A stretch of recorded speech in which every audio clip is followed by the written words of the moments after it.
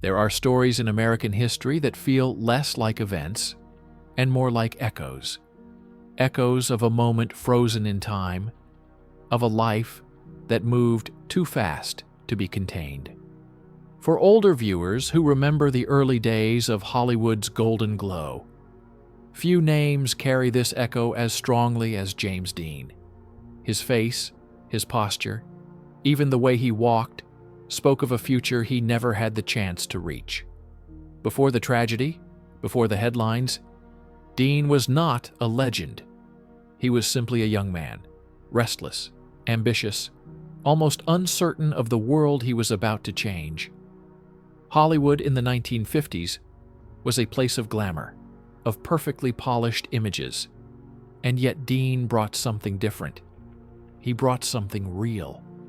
He was the quiet rebellion that America didn't know it needed. He filmed only 3 major movies: East of Eden, Rebel Without a Cause, and Giant, 3. And yet, those films reshaped the idea of what it meant to be young in America.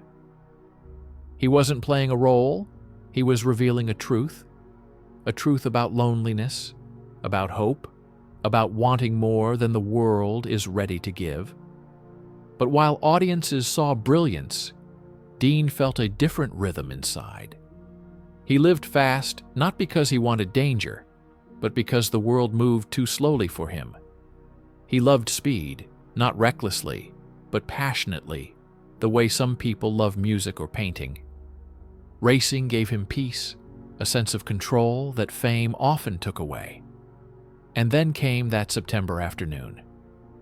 On September 30th, 1955, Dean set out along California's open roads in his silver Porsche 550 Spyder, the car he once called Little Bastard.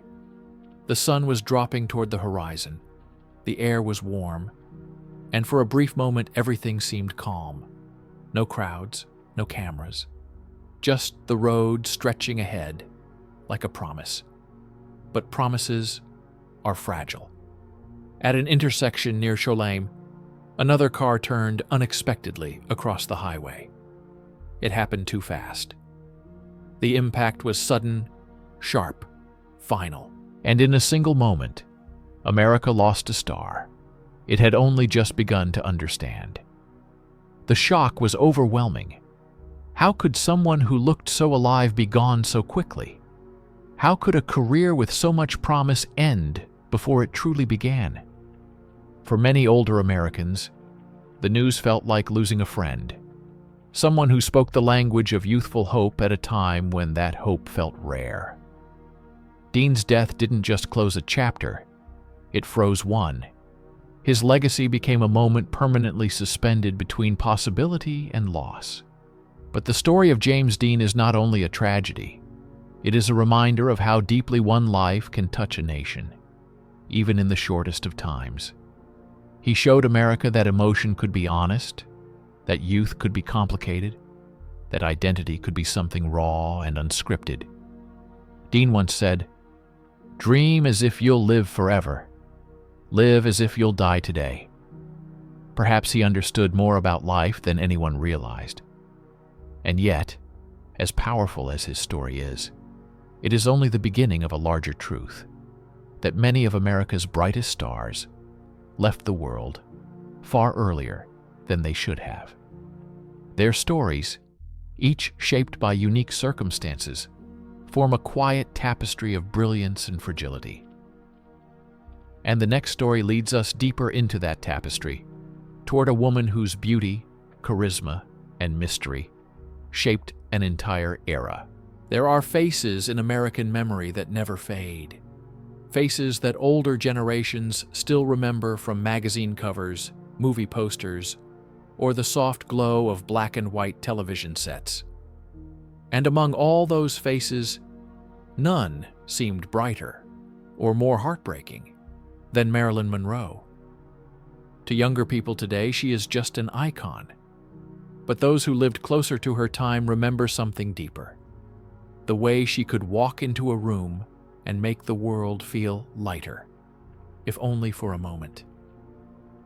Yet behind that lightness was a woman who carried a weight few understood.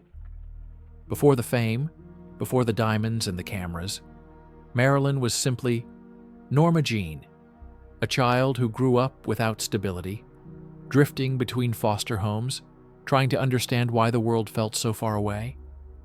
Older viewers know that kind of beginning can shape a lifetime, and in many ways, it shaped hers. Hollywood discovered her almost by accident. She had no pedigree, no connections, only a radiance that felt unmistakably genuine. She didn't just smile for the camera. She survived through it. Her rise was staggering. Between the early 1950s and 1962, she became the most photographed woman in the world. Movies like Some Like It Hot, Gentlemen Prefer Blondes, and The 7-Year Itch made her an international symbol of beauty, joy, and possibility. But the truth older Americans often sensed even then, was that Marilyn lived in two worlds. There was the Marilyn the world adored, glamorous, effortless, glowing beneath studio lights. And there was the Marilyn who struggled with sleepless nights, crushing self-doubt, and the pressure of being the woman America insisted she must be. Few people know she founded her own production company at a time when actresses rarely had control. She studied acting seriously, reading thick volumes of Stanislavski and Chekhov, while tabloids wrote about her dresses instead. And perhaps the most painful truth of all, Marilyn wanted to be taken seriously, far more than she wanted fame. In the summer of 1962, she was working to rebuild her career, reconnecting with studios, repairing strained relationships, preparing for a new chapter. Those close to her said she seemed hopeful. Fragile, yes, but hopeful. That part of her story is often forgotten. The sense that she believed life was beginning again. Then, on the night of August 4th, everything stopped. Her home in Brentwood grew quiet. Phone calls went unanswered. And by morning, the world learned that Marilyn Monroe was gone. Older viewers still remember where they were when they heard the news. It felt impossible, like losing a piece of an era, a fragment of American innocence. How could someone whose smile warmed millions be so alone in her final hours? In the decades that followed, speculation overshadowed memory. But what remains certain and deeply human is this: Marilyn spent her life trying to become more than the image others placed on her. She fought for dignity, for respect, for identity. And in that fight, she revealed something older Americans recognize profoundly. Fame does not protect a person's heart. Sometimes it magnifies its fractures. But Marilyn's story is not only tragedy, it is resilience, ingenuity. A woman who challenged Hollywood before it was acceptable to do so. A woman who built a legacy larger than her lifetime. And as her era slowly fades into memory, one truth remains. For all the glamour associated with her name, Marilyn Monroe was above all human. And perhaps that is why the world loved her so deeply. Her story gently leads us to another, a tragedy from a completely different generation, yet echoing the same fragile intersection between fame and fate. By the mid-1990s, America was changing. Older viewers remember it clearly, a country caught between old traditions and a new, restless energy rising from its streets. And in the middle of that transformation stood a young man whose words carried more weight than he ever realized. Tupac Shakur. To some, he was a rapper. To others, a poet. But to those who grew up hearing his voice for the first time, Tupac felt like something rare. A mirror held up to a country struggling to understand itself. His childhood was marked by movement, uncertainty, and the kind of instability that shapes a survivor. He lived in New York, in Baltimore, in California. He studied theater, dance, literature, a detail many older Americans never knew. He read Shakespeare. He memorized speeches by Malcolm X. He spoke about inequality with a clarity that made even seasoned public figures pause. Behind the controversies, behind the bold image that tabloids loved to magnify, Tupac carried a quiet, thoughtful side, one that filled notebooks with handwritten reflections and poems. And in his music, that duality was unmistakable. Songs like Dear Mama, Changes, Keep Your Head Up revealed an artist who understood pain not as a weapon, but as a story, as a lesson, as a plea. Yet fame brings shadows, and Tupac walked through them every day, a life moving too fast. By 1996, Tupac had become one of the most influential voices in hip-hop, a bridge between generations. Older listeners respected his honesty. Younger listeners saw him as the soundtrack of their reality. But with success came pressure, public conflicts, and the growing tension of a music industry that often blurred art with rivalry. What many forget is that in the months before his death, Tupac was preparing for a new chapter. He was acting in films, writing scripts, planning to open community centers. His friends described him as energized, focused, even hopeful, a side rarely shown in the headlines of the time. But then came September 7th, 1996. Las Vegas was loud that night, a city of lights, noise, and distractions. After attending a boxing match, Tupac rode in the passenger seat of a BMW driven by Death Row Records CEO Suge Knight. The night felt ordinary in its chaos. There was laughter, music, conversations about the future. And then, at a red light on Flamingo Road, a car pulled up beside them. Shots were fired, just seconds. Then silence. Tupac was taken to the hospital, where he remained for 6 days. Older Americans remember those days vividly, the news updates, the uncertainty, the hope that somehow he would recover. But on September 13th, he passed away at the age of 25. Hollywood icons had died young before, but Tupac's death felt different. It felt like losing a voice that hadn't finished speaking. The legacy that grew after the loss. In the decades since, Tupac's influence has become larger than his life ever allowed. He sold tens of millions of records after his death. Universities teach courses on his lyrics. Museums feature his notebooks. And generations of artists, activists, writers, and everyday people talk about him not as a celebrity, but as a symbol of expression, of telling the truth, even when the truth is heavy.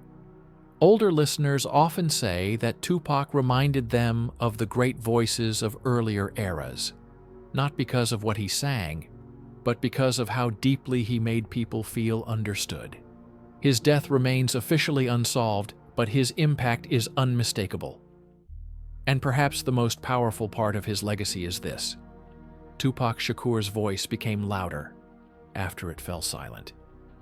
Because he didn't just entertain America, he challenged it, questioned it, and in many ways, helped it see itself more clearly.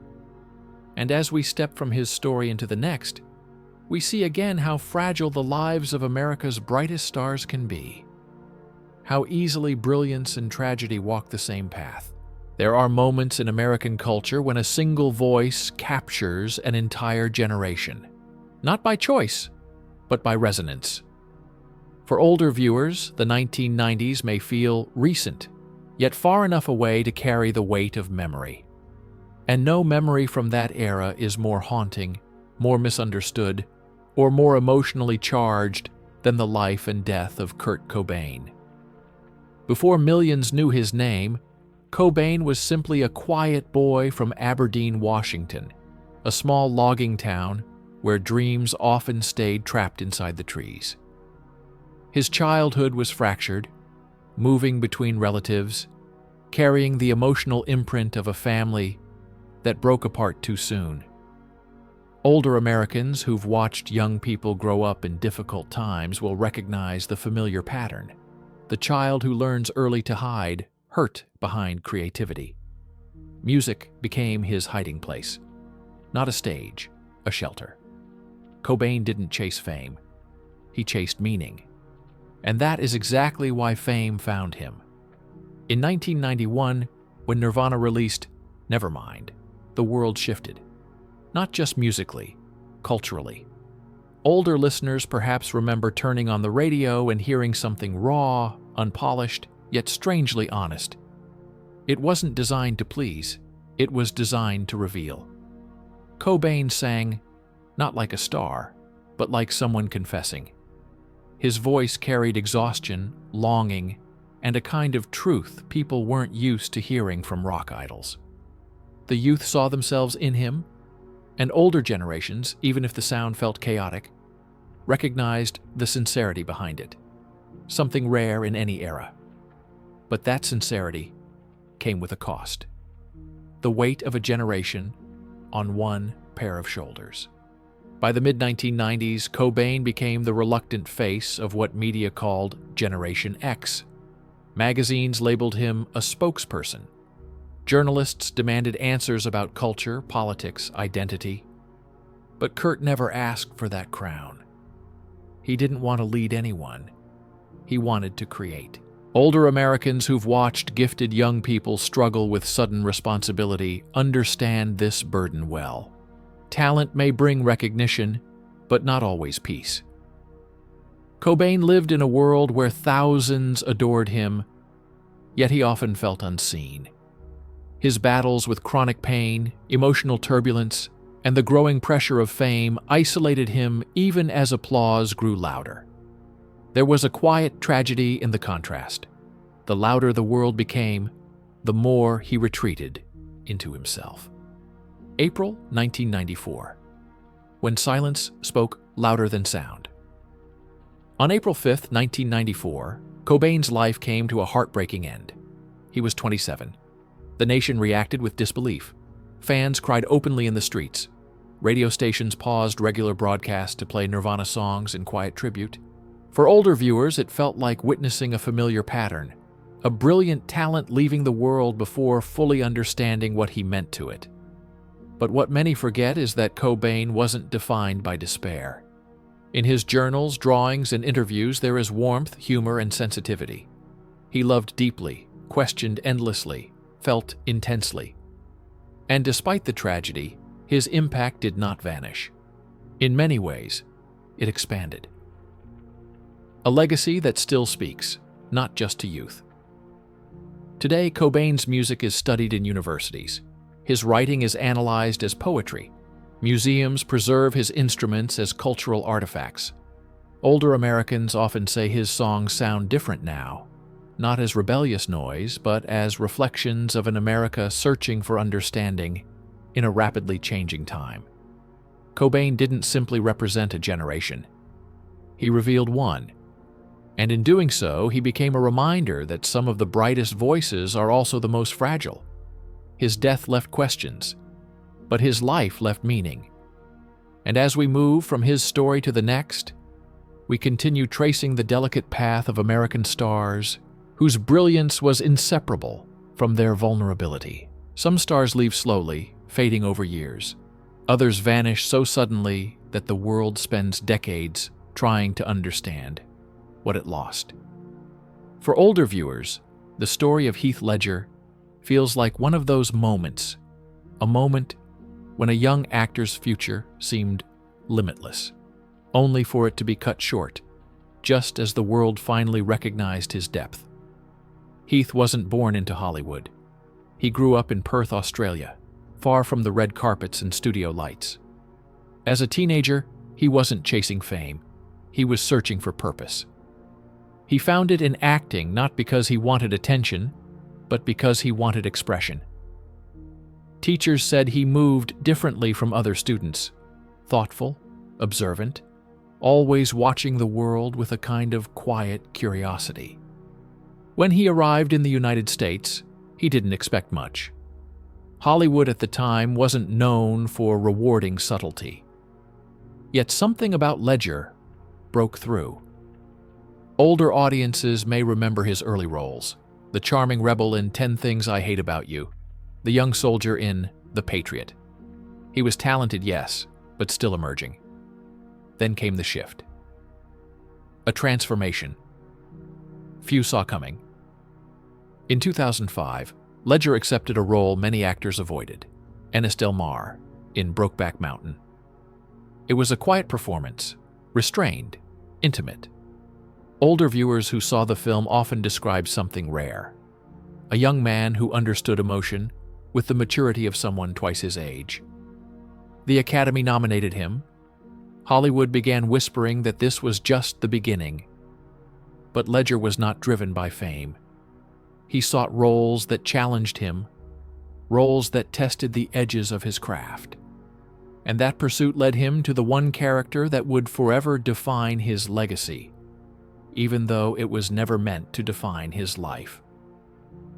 The Joker, and the weight of transformation. When Ledger was cast as the Joker in Christopher Nolan's The Dark Knight, the reaction from many older fans was skepticism. How could a young heartthrob reinvent one of cinema's most iconic villains? Ledger didn't respond with words. He responded with immersion. For months, he isolated himself, crafting a character whose chaotic energy came from psychological truth rather than comic exaggeration.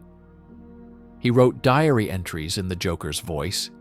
He experimented with gestures, rhythms, moments of silence that felt more unsettling than violence. The result was a performance that transcended genre. Older audiences, even those unfamiliar with superhero films, immediately recognized its brilliance.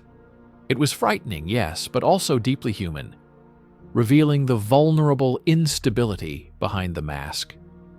But transformation comes with a cost. Ledger struggled with insomnia during filming. He spoke in interviews about his mind running too fast, his thoughts refusing to settle. He took roles seriously, sometimes too seriously. January 22, 2008, a shock that echoed worldwide. When news broke that Ledger had died at age 28, it felt impossible to comprehend. For many older Americans, it recalled memories of earlier tragedies, young talents gone far too soon, just as they approached greatness. His death was ruled an accidental overdose of prescription medications, substances taken to quiet the mind, to calm the body, to find rest he had long been chasing. It was not recklessness. It was exhaustion, the silent kind that builds slowly, unnoticed by those who don't carry it. Hollywood mourned him. Audiences mourned him. And a few months later, Ledger won the Academy Award for Best Supporting Actor, a bittersweet acknowledgement of a performance that changed film history. The legacy of an artist who wanted to do more. What older viewers often say about Ledger is simple. He had range, he had depth, he had time, or so the world believed. His colleagues remember him as gentle, curious, endlessly creative. His family remembers him as warm and playful, and audiences remember him as the actor who didn't just play roles, he transformed into them. But the most powerful part of Ledger's legacy is what he left unfinished. Not as regret, but as a reminder of how extraordinary he already was, and how much more he might have given. His story leads us quietly, naturally, to the next chapter.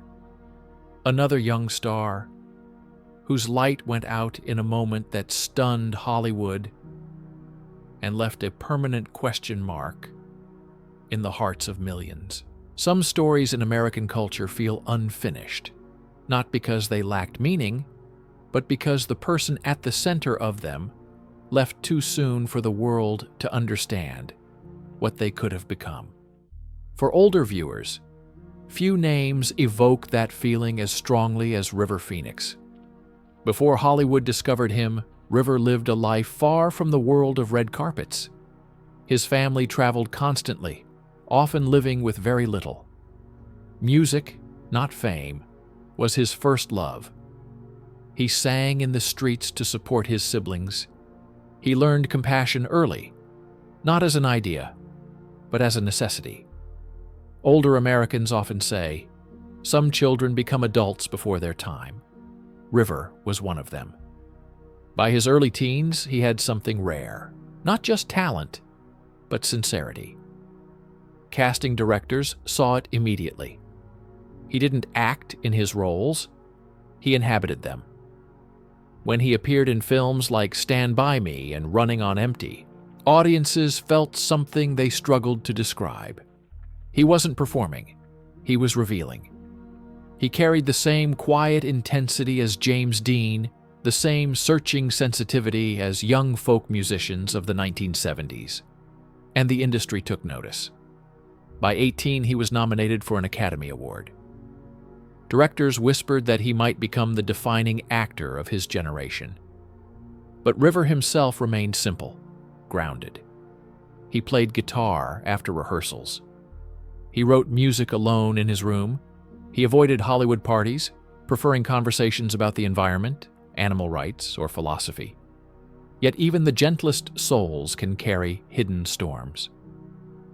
The pressures. No one saw or wanted to admit.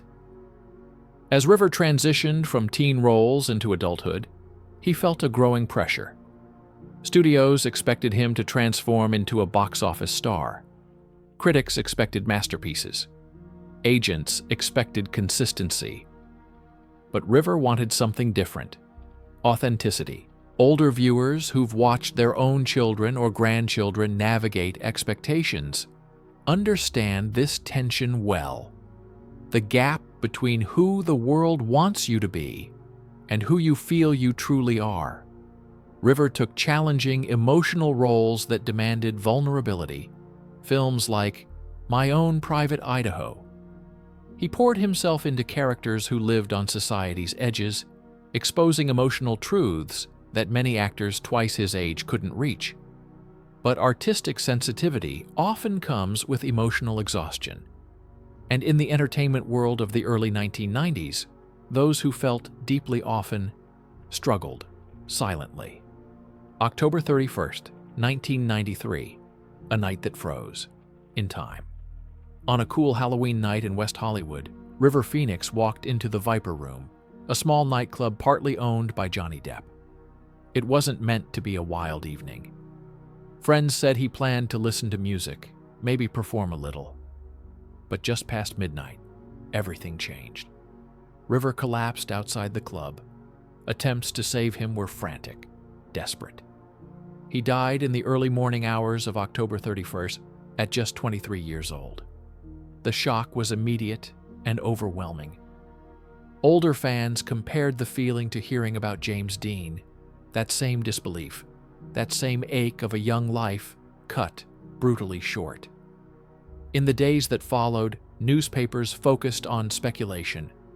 But those who knew River remembered something else: his gentleness, his kindness, his unwavering desire to do good in a world that often misunderstood him. And perhaps that is the real tragedy, not the way he died, but the enormous future he never had the chance to create.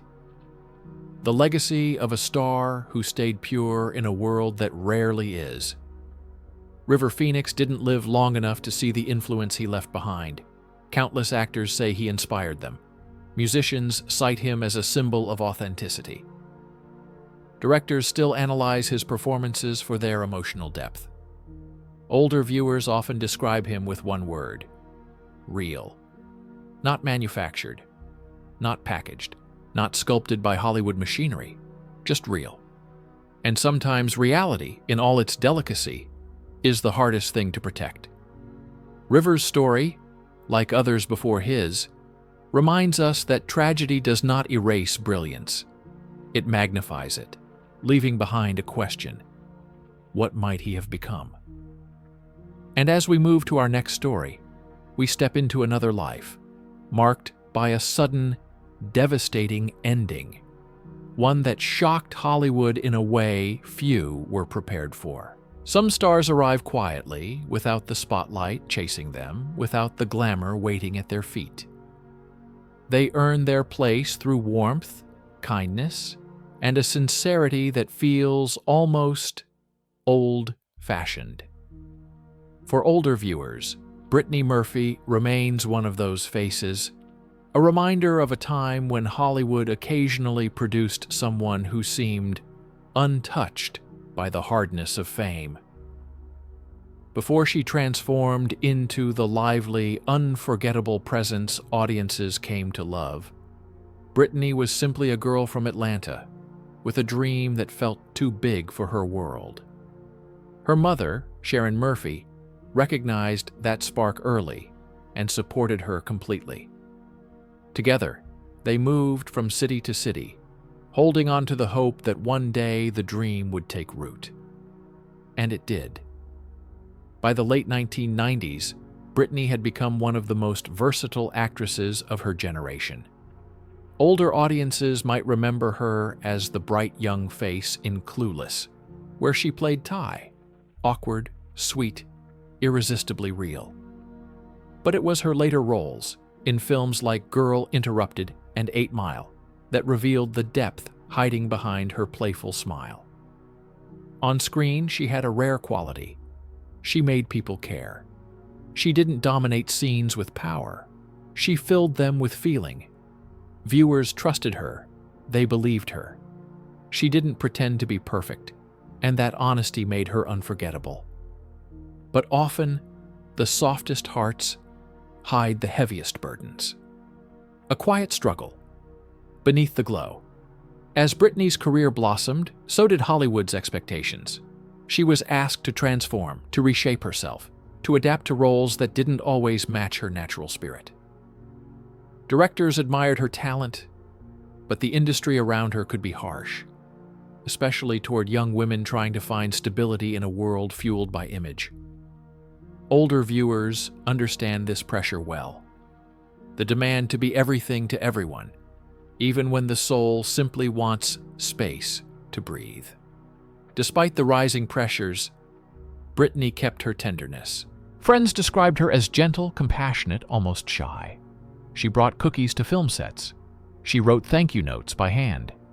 She stayed humble when others would have changed. But Hollywood, as many know, is not always kind to gentle souls. December 20th, 2009. A loss that felt unexplainable. On a cool December morning, Brittany Murphy collapsed in her Los Angeles home. Attempts to revive her failed. She died at just 32 years old. For the public, especially older fans who had watched her grow from a teenage actress into a young woman, the news was shocking in a way few celebrity deaths are. She wasn't controversial, troubled, or reckless. She was bright, hopeful, kind. The Los Angeles County coroner later ruled her death the result of pneumonia, anemia, and a combination of medications, all of which created a tragic and unexpected outcome. There was no sensationalism, no scandal, just a heartbreaking reminder of how fragile life can be, even for those who seem so full of possibility.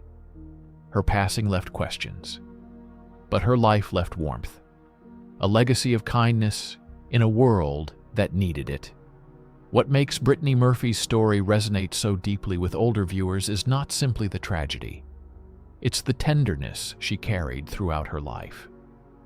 She never lost her humility. She never became hardened by fame. She moved through Hollywood the way many wish they could move through life. Grateful, gentle, genuine. Even now, younger generations discover her films and feel the same quiet charm she brought to the screen. A reminder that talent doesn't always shout. Sometimes it whispers, and its echo lingers far longer than anyone expects. As we leave her story, we move toward another life, touched by tragedy. A young actor whose final moments came not on a lonely night, but on a film set, turning a rising star into a cautionary tale etched forever into Hollywood's memory. There are moments in Hollywood history when reality feels too tragic to belong to the world of motion pictures. Older viewers remember times when news traveled slowly, when a single headline could silence an entire living room. The death of Brandon Lee was one of those headlines. He was born into a legacy few could imagine carrying, the son of Bruce Lee, a man whose influence transcended film, culture, and continents. For older Americans who saw Bruce Lee's rise in real time, Brandon's childhood felt like the beginning of a new chapter, one where the father's brilliance would somehow continue through the son. But Brandon never tried to replace his father. He tried to understand him. And in that search, he began shaping an identity of his own. As a boy, he grew up surrounded by stories of martial arts, philosophy, discipline. His father had passed when Brandon was only 8, leaving him with memories too soft to hold and expectations too heavy to avoid. Older viewers know how complicated it is to grow up in the shadow of someone beloved by millions. It can be both a blessing and a burden. Brandon chose to turn the burden into motivation. He trained. He studied acting. He pushed himself not to mimic his father, but to honor him by becoming something unique.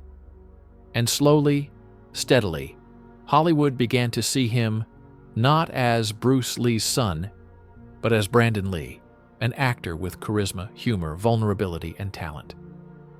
By the early 1990s, directors spoke of him as a rising star, someone ready to cross the threshold into major stardom. That moment came with a role unlike anything he had done before. The Crow, a film meant to launch a career. In 1993, Brandon accepted the lead role in The Crow, a dark, atmospheric film about love, loss, and rebirth. The story was emotional, heavy, symbolic. Brandon threw himself into it with intensity, determined to prove he was more than an action star. On set, crew members later said he was warm, playful, grounded, a young man who carried none of the ego fame often brings. Older viewers can appreciate this kind of dedication, the pride of craftsmanship, the desire to do something truly meaningful. But the atmosphere on set was rushed, budget pressures grew, safety measures weren't always followed with the attention they required. And then came March 34, 1993, the day Hollywood would later describe as one of its darkest accidents. A tragedy no one could have imagined. During the filming of a scene involving a prop gun, a fatal mistake occurred. A fragment, improperly cleared from the barrel, was discharged when the blank fired. Brandon was struck. Cast and crew rushed to him, desperate, certain this couldn't be real. Not here, not now. He was taken to the hospital. Doctors operated for hours. But just after 1 p.m., Brandon Lee passed away. He was 28. For older audiences who remember that day, the shock was profound. It echoed the way his father had been taken. Suddenly, senselessly, far too young. The tragedy felt almost impossible to accept. It wasn't violence. It wasn't reckless behavior.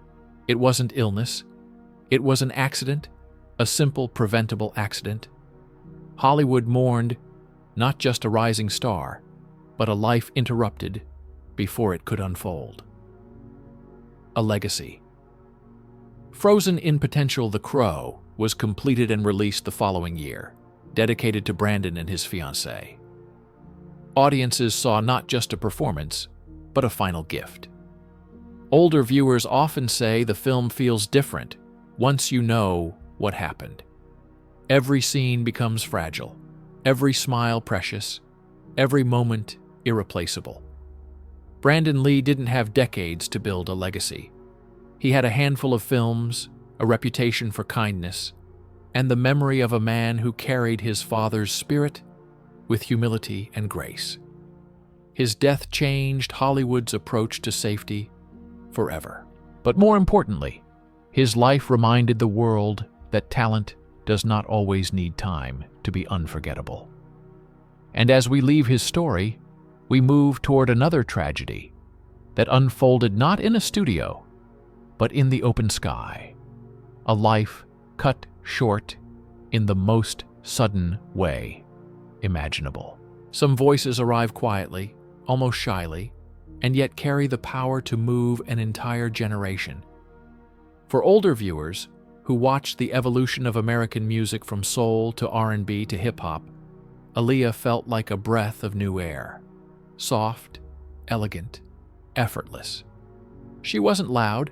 She wasn't trying to dominate. She was simply herself, and that was enough to captivate millions. Born in Brooklyn and raised in Detroit, Aaliyah's childhood was filled with music.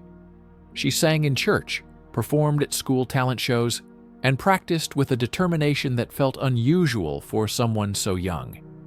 Her voice had something unmistakable: warmth with precision, softness with confidence. Older generations often say that true talent reveals itself early, not in its power, but in its sincerity. Aaliyah had that sincerity.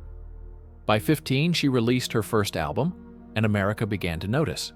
By 17, she was redefining the sound of R&B. By 22, she was already a legend in the making. Her style was subtle, graceful, innovative. Songs like Try Again, One in a Million, Are You That Somebody? Showed a young woman who understood rhythm and mood with maturity far beyond her years. She wasn't just singing, she was shaping a genre. But Aaliyah wasn't only a musician. She was becoming an actress, a dancer, a cultural icon. Her film career had just begun, and directors spoke of her with excitement, the kind reserved for those with limitless futures. And then, without warning, the future ended.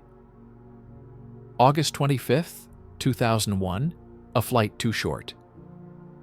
Aaliyah traveled to the Bahamas to film a music video, a project filled with creativity, laughter, and the feeling of a career about to take its next major step. Those who were with her recall her kindness, her generosity, the gentle way she encouraged everyone on set. When filming finished early, she and her team prepared to leave sooner than scheduled. They boarded a small plane at Marsh Harbor Airport, a simple, routine flight back to Florida. But moments after takeoff, the aircraft struggled. Witnesses described it rising briefly, then dipping, losing control. It crashed near the runway. Aaliyah and all 8 others on board were killed instantly. She was 22. For older Americans who learned the news on that late summer afternoon, it felt like a heartbreak, too heavy to process. Not simply because she was talented, but because she was so young, so kind, so full of promise.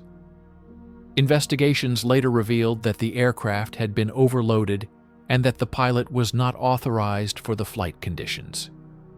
But those details, while important, cannot capture the emotional truth. Aaliyah's life ended not through recklessness or excess, but through a tragic chain of preventable mistakes. A voice that still flows through the culture. What older viewers often say about Aaliyah is simple. She carried herself like someone who knew exactly who she was becoming. Her impact didn't fade after her death. It expanded. Artists cite her as an influence. Fashion still echoes her minimalist elegance. Producers still study the softness and structure of her vocals. Younger listeners discover her and feel a sadness, the sense of meeting someone extraordinary only after she's gone. Aaliyah's story is not defined by tragedy. It is defined by grace. Grace in her music, grace in her presence, grace in the quiet confidence she carried. And now, as we move toward the final story, we step from the sky back to the road, to another American star whose life ended in motion, leaving a mark on millions who grew up watching him. There are actors whose faces become part of the culture, not because they chased fame, but because audiences saw something real in them. For older viewers who watched Hollywood shift through the 1990s and early 2000s, Paul Walker was one of those rare souls. He had the look of a movie star, yes, but he carried himself with a humility that felt almost from another time. A time when kindness mattered more than spotlight, and a man's reputation came from quiet actions rather than loud appearances. Before the world knew him as Brian O'Connor in the Fast and Furious films, Walker was simply a California kid who loved the ocean. He studied marine biology, dreamed of working with wildlife, and only stumbled into acting because opportunity nudged him forward. His teachers remembered him as thoughtful. His friends remembered him as loyal. His family remembered him as gentle. Older viewers often say that some people glow without trying. Paul was one of them. When he finally rose to fame, he didn't treat it as a crown. He treated it as a tool for philanthropy, for relief work, for helping strangers without cameras watching. After earthquakes, after tsunamis, after disasters that left communities shaken, Paul would quietly arrive to volunteer.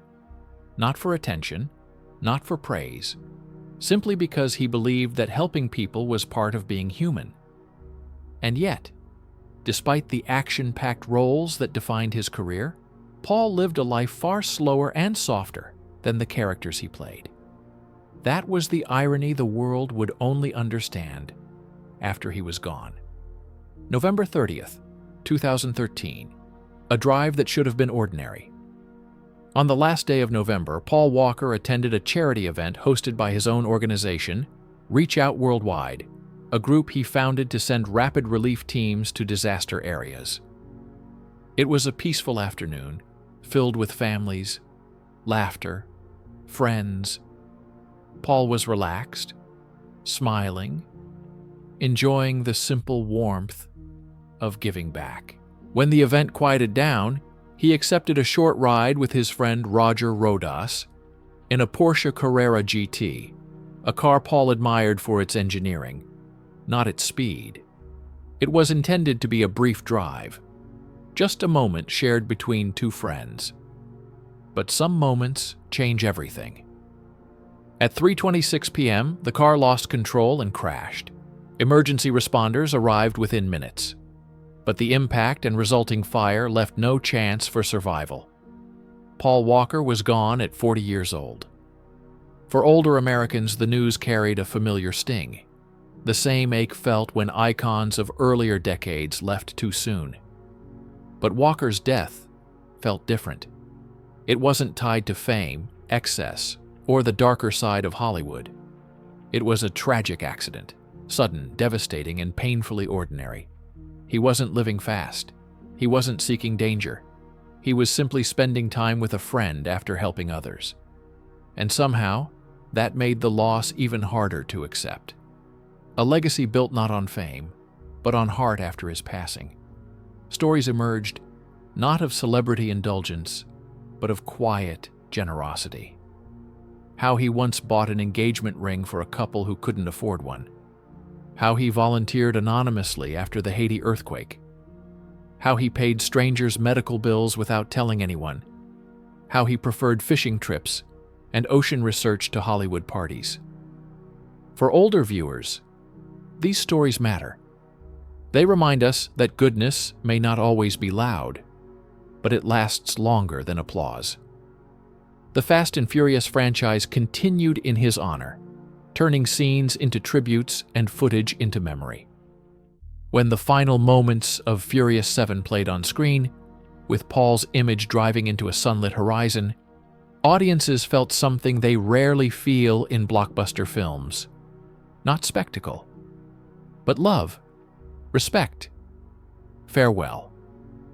It was a reminder that even those who lived their lives in front of cameras remain deeply human behind them. Paul Walker's death closed this series of stories, yet his life offers a gentle truth that unites them all. The brightest stars of American culture were never defined by the way they left the world.